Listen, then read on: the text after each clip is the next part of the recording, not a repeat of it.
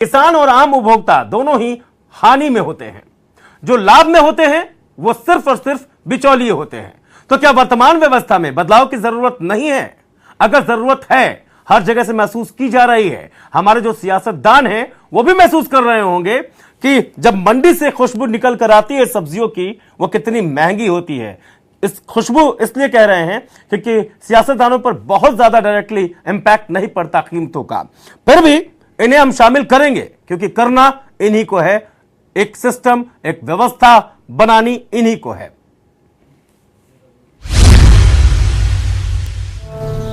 किसान दिन रात मेहनत कर फसल उगाते हैं, लेकिन जब मालामाल होने की बारी आती है तो ये बिचौलियों के हिस्से में चला जाता है और किसानों के हिस्से में आती है कंगाली।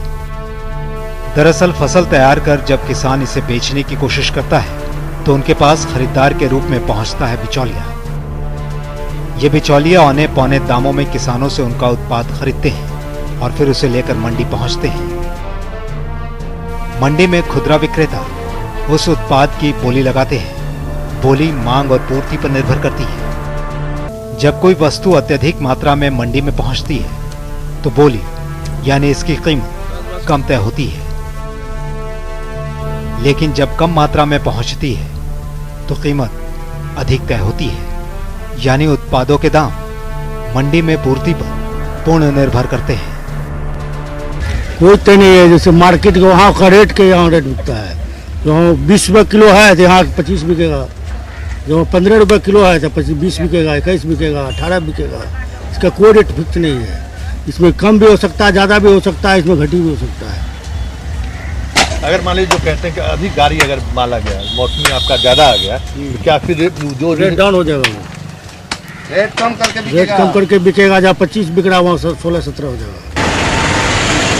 सबसे पहले जो भी हमारे बाहर से माल आते हैं वो उनको उतार के हर गदीदार अपने अपने सामने रखते हैं और धीरे धीरे जब उसके खरीदार विभिन्न क्षेत्रों से, पटना के जिले के विभिन्न क्षेत्रों से जब आते हैं तो वो उनका मुआयना करते हैं और वो प्राइस लगाते हैं। उसमें मोल भाव होता है और मोल भाव में माल की उपलब्धता पर रेट फाइनल होता है और फिर उसको बेचा जाता है।